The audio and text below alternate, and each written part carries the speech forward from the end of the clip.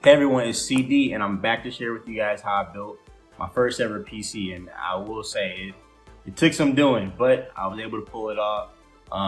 So in this video, I'm going to show you guys just how I was able to build my first ever PC and take you through the steps.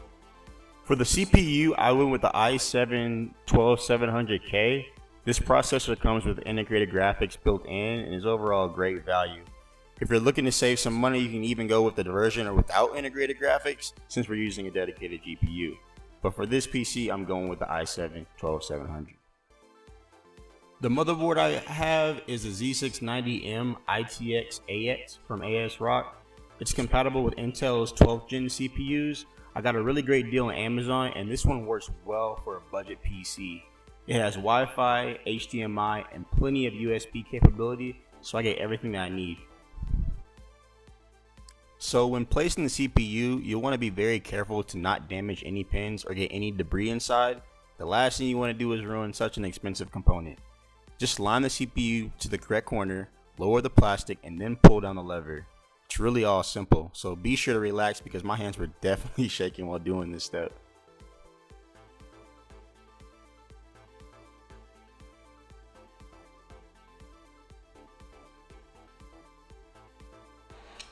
For storage, I'm using the 2TB M.2 drive from Crucial.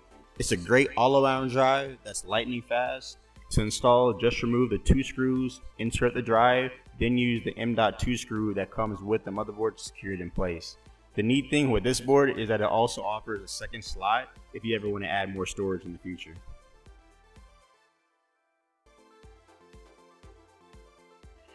I'm going with 16 gigabytes of DDR4 RAM at 3600 megahertz. This only ran me about $40, which I think is a steal. All you have to do is unlock the clips and then seat both sticks. Just be sure they're fully seated because it does take a little bit of force.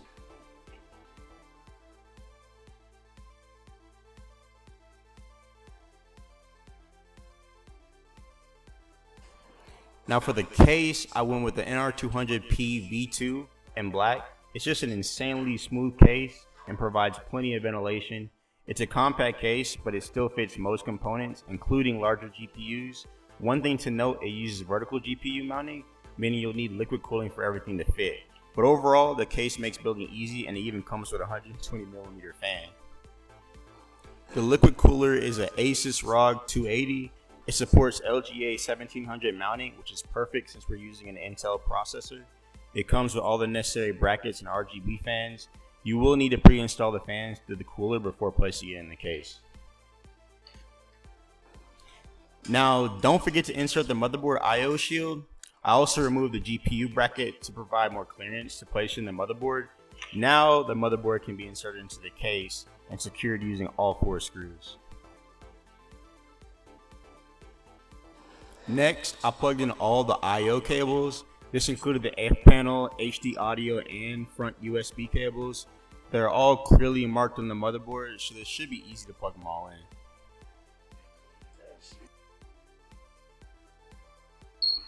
I went with a 750 watt power supply from Lee.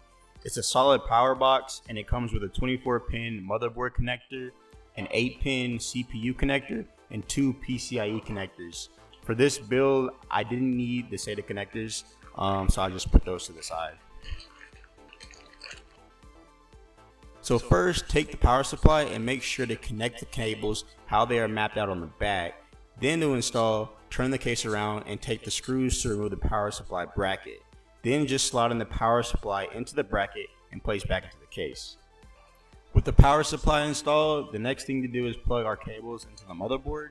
I started with the 8-pin CPU connector, then did the 24-pin CPU connector. At this point, I went ahead and plugged all of my RGB and fans into their respective pins on the motherboard.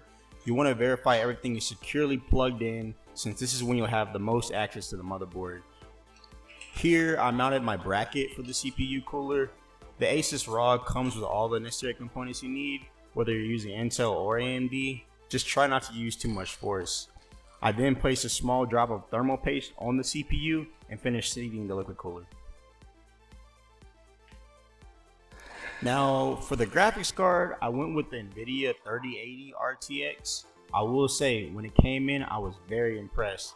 Their overall quality is crazy, and it even came with a PCIe adapter.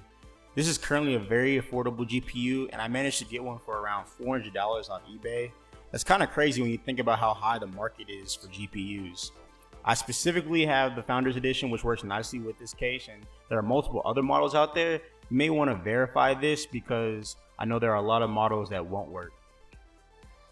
I started by connecting the PCIe adapter to the two connectors routed to the power supply, then slid the GPU into the bracket and screwed it in. The NR200 case came with a riser cable, which you'll just need to connect to the base of the GPU. Once secured, you can take the other end and insert it into the corresponding connector on the motherboard. You may want to remove the case bottom panels to make this a little bit easier. And that's the build completed. I think in total this probably took me just a little over an hour to put it all together. With all the hard work done, you can just reattach and screw all the case panels. The case even came with a sleek tempered glass panel, so you know I had to go with that. And this is the build.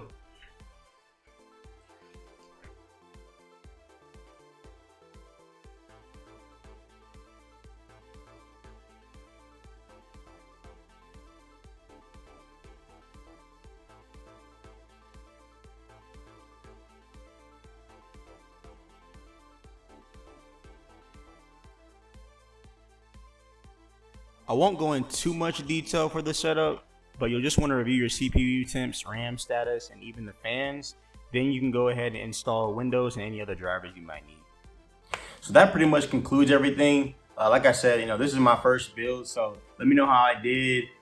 It really didn't take too long or take too much effort. Hopefully, later down the road, I'll make some more improvements and upgrades and whatnot. But just let me know how I did. If you like this video, just be sure to subscribe, like, and then talk later. Peace.